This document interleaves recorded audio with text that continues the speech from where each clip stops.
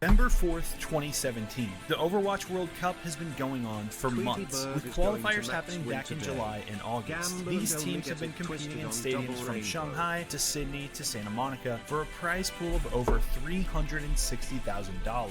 Teams representing 32 nations have battled it out, and one team in particular has a special level of talent that's gotten them all the way to the finals. Team Canada. Team Canada's roster is bolstered by an up-and-coming esports star from Quebec, whose larger-than-life personality and skill set have set him apart. Unsuccessful, it's going to be ATAR getting knocked out of the way, and xQc might just get this done himself. There's nothing ATAR can do. He can't get to the payload. He's being pushed away, and that is going to be the second checkpoint. I don't know, but there's one thing that always scared me in tournaments. Okay, I know it sounds really small, and it's a fucking soldier with a Zen orb on him, man. That I always fucking hated that as a Winston player, man. Because if he puts the fucking zone down of healing and he spins around it, right? You can't kill him. He has more he has more effective HP than you can do anything. It is so fucking annoying. It scares me, man. There's nothing ATAR can do. He can't get to the payload. He's being pushed away, and that is going to be that second checkpoint coming up here for Canada. But the tournament would not go Team Canada's way. Despite not winning the tournament, the young star appeared to have a bright future ahead of him. The time you've been waiting for, your Overwatch World Cup Most Valuable Player, presented watched it 100 times before, not in the video. Mobile. You guys voted for him. It's going to be a jungle in here. xQc! But little did xQc know how much his life would change over the next few years and how chaotic the winds of change can really be. Let's go! What? Okay, the mic there was set. Stop!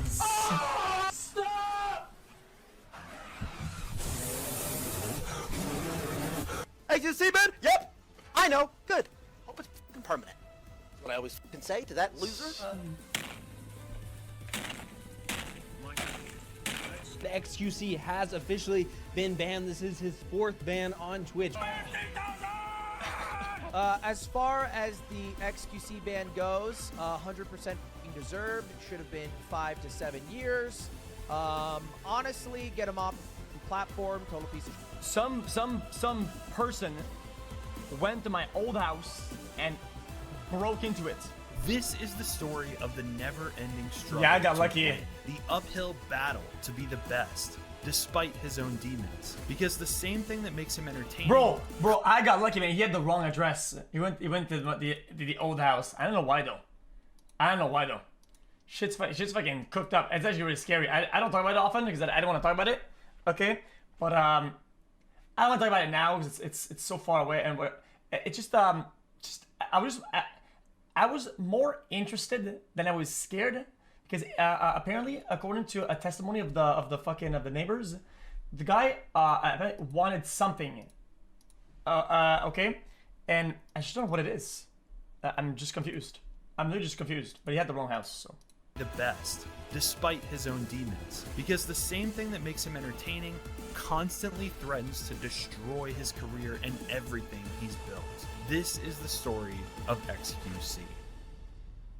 Felix Langell was born in 1995 in Quebec. When he was young, he was into extreme sports like snowboarding and motocross, and he picked up another hobby that would end up determining the course of his life. Damn, look at that video. Felix started playing League of Legends, Holy. but he needed a name. He took the X from Felix and the QC from Quebec, and a legend was born. Even from a young age, Felix had a drive to win, to be the absolute best. To him, anything less was a complete failure. In 2016, a new game was released that looked to shake up team shooters and change gaming in a big way. Overwatch quickly attracted a semi-pro following, with small tournaments popping up all over the world. Felix jumped on board, joining a team called Q, which later got picked up by Denial Esports. Oh yeah, the true. The team disbanded a short time later, but the players stuck together. Playing under people always forget about Q. Yes, I already said these stories because they're so old. Yeah, people forget about Q. It's an old team that we made. Okay.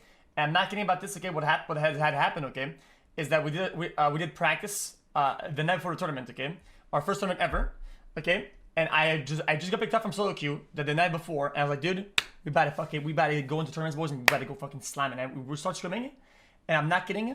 Our team captain, okay, he went on the website and he gave the fucking team captain to somebody else. He said, guys, I called off from work for tomorrow for a tournament. But you guys are so shit. I'm not kidding about this. I'm not kidding. You guys are so shit that we're gonna lose the tournament. So I'm actually going. I'm gonna go to work tomorrow instead. And he actually went to work and he didn't show up the next day. So we had to fucking get a replacement and we went to the tournament with somebody else. I'm not kidding. The guy said we're not gonna make it, and we're not good enough to make it pro. And he just went to work. Different names and constantly practicing and honing their skills. In October of 2017, Felix's efforts paid off in a huge way. He got signed to the Dallas Fuel Overwatch League team. This is a top-level team qualified to compete at the biggest tournaments in the world, and the newly formed Overwatch League was promising to be the biggest thing in esports with $1 billion of funding to create a powerhouse of entertainment. Felix got a visa to work in the US, a salary, and all the things that come with a serious job. I like this shot though. But Felix wasn't exactly the model. Guys, again, I'm not a narcissistic. I promise. Okay, I promise. Maybe I'm a little bit. Okay, I think this camera shot is so sick. A salary, and all the things that come with a serious job. But Felix wasn't exactly the model of a disciplined esports player. The month after he was signed by Fuel, he got suspended from Overwatch for spam reporting a teammate. Well, he deserved it. Act like an adult. Do I look like an adult? Do I look like someone who has a house, responsibilities and shit? Seriously? But Felix quickly bounced back and got to represent his home country in the Overwatch World Cup the next month, winning the MVP award and the hearts of thousands of fans, despite his team not taking home the winning prize. Felix had made a habit of streaming on Twitch while practicing on Overwatch, and attracted a growing following. But what set him apart on Twitch wasn't just his gameplay, it was the theatrics. I don't want to play anymore! I edited it perfectly! What went wrong? Just a month after winning MVP at the World Cup, Felix was suspended from Overwatch again by Blizzard for throwing games. After his suspension was over, Felix got right back to work practicing and competing with Fuel. Fuel would play against the Houston Outlaws in January. Felix didn't play in the set, but he had drawn the attention of everyone in the league from his trash talking. So when Houston beat Felix's team, one of their star players, Muma, had this to say. I would have won it. Nah, I don't care what they have to say about this game. If I was playing it, we would have won it. Also, it wasn't this game. OG was not on our team yet. OG didn't play for the Fuel at the time. We had fucking trash talking. So when Houston beat Felix's team, one of their star players, Muma, had this to say. Anything else? Any last words from you? I mean, thanks to all our fans, couldn't do it without you. And in the wise words of a good friend of mine, rolled and smoked my doggies. I'm muted. I'm muted. No, you didn't. No. Shut your mouth. Go back there. Second fact. Okay. I mean, he would like it, but.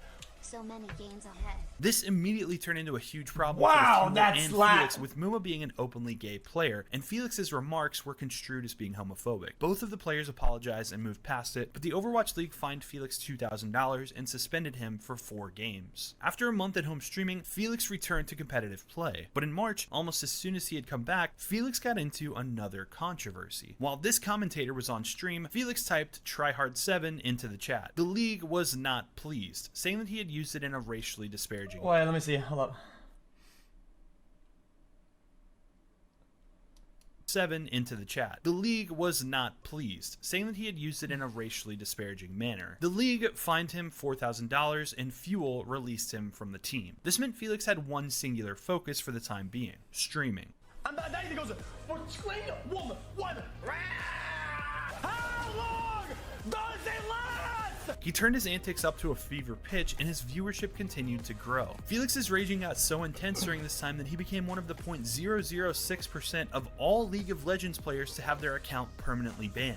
Regardless of the bans and controversy, he started to network with big name streamers, playing games with them on stream and making a name for himself on Twitch. But he wasn't totally done with esports. In February of 2019, he moved to Los Angeles and signed with the LA Gladiators Legion Contenders team after being a full-time streamer for several months. But this didn't last long. The Gladiators announced that they wouldn't be competing in the Contenders League anymore, and Felix moved to Austin, Texas. At the end of the year, Felix played for Team Canada one last time in the World Cup, but the team went 0-4 in the group stage. That what happened to the Sentinels though is that I'm pretty sure they had they were tight on budget or whatever, and Sinatra was expensive of a player, and they literally just instead of paying me, they just paid Sinatra instead. Were eliminated. That day, an esports athlete hung up his jersey, and a streaming legend clicked go live. Let's go, baby!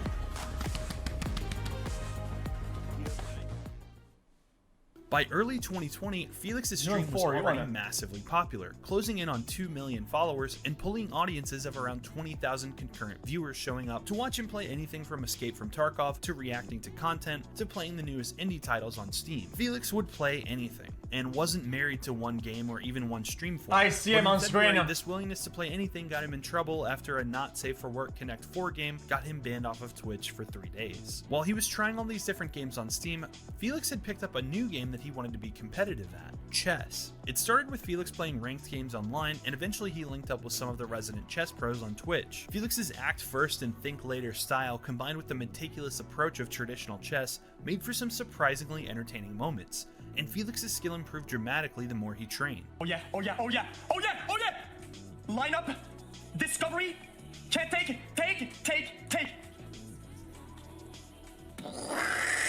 Other big streamers took notice, along with chess.com, and in late May they organized the first PogChamps chess tournament. Coaching and commentary for the event was provided by expert chess players Hikaru and Alexandra Botez, and xQc had been practicing constantly for the event. Finally, the big day came, and xQc got a chance to show off his new skills in the tournament. All right, and the game just got started, so we're expecting to see a scotch from xQc. Do you have any insights on how you think Moist Critical will reply? I don't actually know. I think Charlie has been maybe looking at the Sicilian defense is my guess, but I don't actually. Okay, plays the E5. Okay, I'm not sure that I like the variational approach here. No, please don't. And it's too soon.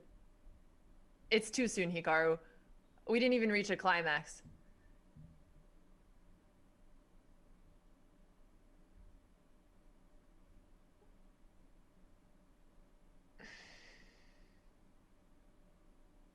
Okay. Really did. X's tunnel vision may have gotten him checkmated in 6 moves, but PogChamps proved that variety streamers like X don't have to follow trends or play the newest games. He could pick up a 1400-year-old game and turn it into a sensation on Twitch. But in April, xQc's stream would reach new heights, as an exciting new team-based shooter called Valorant was coming out in closed beta. And to generate hype, the devs only gave big streamers keys to the closed beta, but viewers could also win keys through Twitch drops by watching these big streamers play. It was the only way for people. I didn't only that I had beta. I didn't even have all. I had pre-alpha insider look at Project Ares. Okay, that wasn't even done at the time. Did you know that? Did you know that? To try out this new game. During this beta, xQc's viewership hit its all-time high as of today, with almost 250,000 concurrent viewers tuning in. For a little context, this many people were watching X's streams, ×2. It appeared Felix's self-sabotage and bans were in the past, and maybe he could finally become the brand-friendly face of the platform that Twitch wanted him to be. But Felix's overly competitive spirit and win-at-all-costs mentality was too strong to be kept at bay for very long.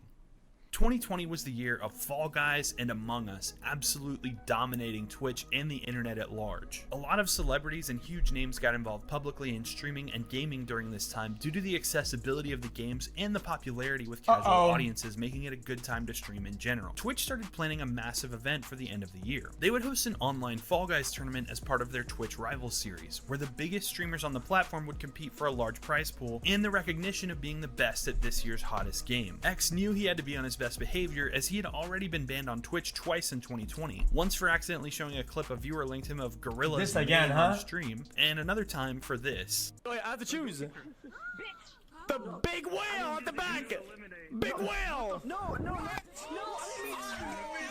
Snorlax, I did not choose you. Get the off the stage! Which brought his total Twitch ban count up to 3. During the tournament, xQc went out of his way to stream snipe popular streamer Dr. Lupo. Instead of finishing the match as fast as possible, X and a few others waited for Dr. Lupo and blocked him from crossing the finish line. xQc got into big trouble for this, but it wasn't as clear cut as it seemed. Other stream snipers had been giving Dr. Lupo free wins by just waiting at the finish line for him to pass them. Twitch received a lot of criticism for hosting a big tournament in public lobbies where anyone online could just join. Yeah, it's a dick thing to do to cheat in the game and stream snipe the other guy, but the other guy was getting free wins. Like, they were giving him free wins, and so this guy's getting free wins, and then xQc stream snipes the other guy, the guy that's getting free wins, and like, stream sniping's dumb, like getting the free wins is dumb. But you know what's really even dumber than all of it is sitting there trying to do a competitive game, putting money on the line for Fall Guys whenever everybody's queuing into a public lobby. Felix would end up getting handed a 1-week ban from Twitch. His personality and entertaining antics were continuing to grow his following, and by the end of 2020, it wasn't uncommon for him to have over 100,000 concurrent viewers while playing Rust or competing with Forzen for the Minecraft speedrun record. But Felix's taste in games to stream would soon take a dark turn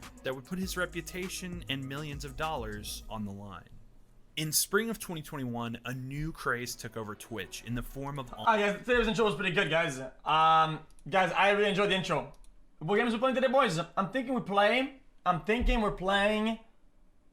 online gambling. Streamers would put up their own money and win or lose tens of thousands of dollars while chat egged them on. Large casinos began to reach out to streamers and cut sponsored deals with them to play on their sites in order to drive viewers there, and some of these deals were very special. There were some streamers who signed deals who didn't have to use any of their own money, but they wouldn't get winnings from their stream if they won. These accounts allegedly were boosted to get better luck than an average player and trick viewers into thinking they could win that much money too. Seeing an opportunity for content, xQc did his own gambling stream, which was not sponsored. People were fine, and it was fine. It was a lot of good content. It was fun. And whenever we swapped games, it was insane hatred. Even though everybody in Texas that around me all did hashtag ad streams, that they took the shameless deals or whatever, right? I did none of that. I got more hate than any of them combined. After Felix got this pushback from his community, he decided to dive in completely and took a sponsored deal from one of the big overseas casinos. This all came to a head in July of 2021 when YouTuber H3H3 and streamers Hassan and Trainwrecks, along with xQc, got together to debate the ethics of streamers gambling on Twitch. Today's my first ever debate. Stop everything I said about you fucking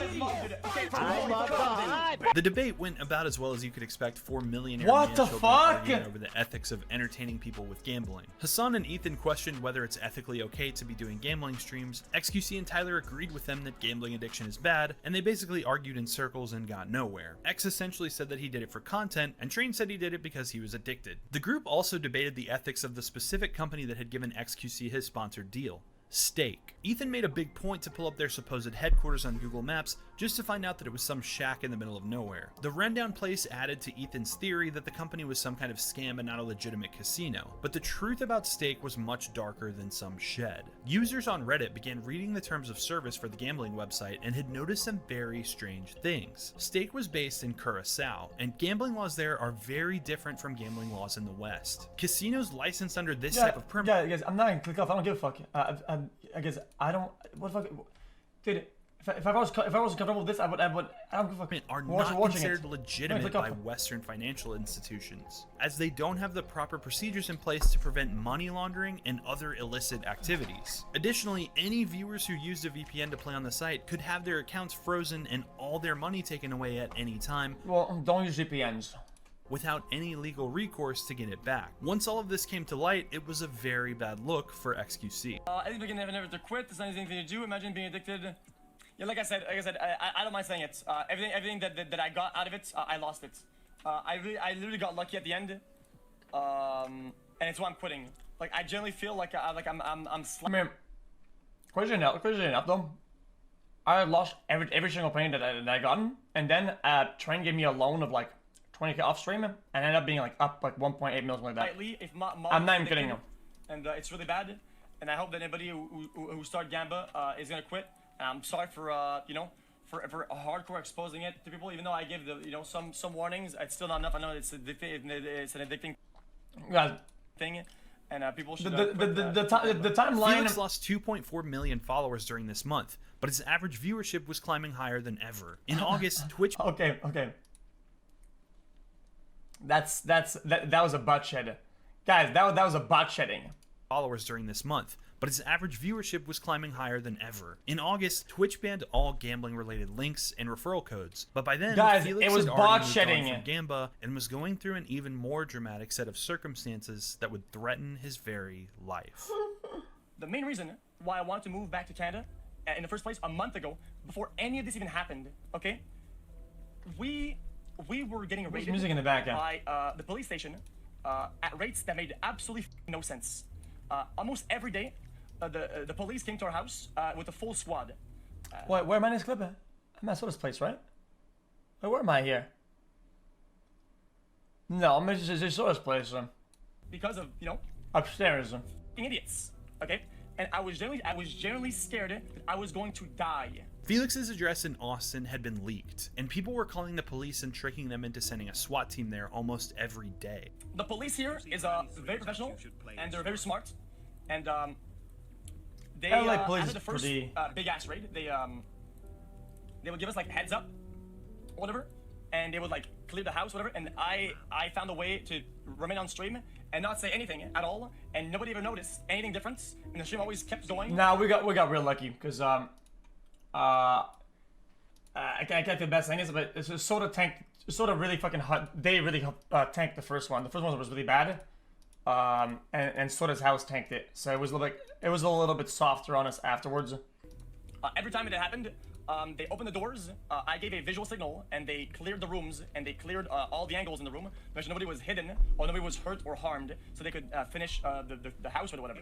And nobody would notice. It happened a crazy amount of times. It's I don't even know how many times it happened. In pure xQc fashion, he didn't even stop streaming when he got swatted, keeping the content flowing and not giving the people calling the satisfaction. Oh yeah, they would open the door and look inside the room. Eventually, the raids got so bad and so frequent that xQc and his longtime roommate Adept moved out of their house in Austin and went to stay with fellow streamer Chance Morris, aka Soda Poppin'. Some person went to my old house and broke into it with like a crowbar. And apparently he was like looking for me. So like, at that point it was kind of like, holy that's pretty crazy, right? And then, with all things happening, whatever, then I went to Soda's house, and then weird shit happening at Soda's house too. And now I felt like, I just felt like it was really like unfair for like everybody around me, that I'm like putting them in danger or whatever. Yeah, it didn't really matter anymore. Like what I did, I just wanted to get out. So that's kind of what I did. I just kind of moved for a little bit. Between the constant raids, not wanting to put his friends in danger, and now someone breaking into his old house looking for him, in the summer of 2021, xQc decided to move back to Canada for his own safety. Which brings us to the present day. xQc is still as popular as ever, still playing whatever games he feels like and bringing his loyal audience along with him. Some have questioned how long he can keep doing 20+ hour streams regularly and still maintain his health. But X doesn't stream for money. He doesn't need anymore, and he doesn't really seem to care about it. This man will wear the same t-shirt for weeks on end and doesn't post the extravagant flexing videos that other content creators are so proud of, despite having more money than most of them. At the end of the day, I think all xQc cares about is content and being the best. His never-ending struggle to be at the top of whatever he's doing won't rest until he decides it's time. And it seems like the juicer has a lot more juice left in the tank.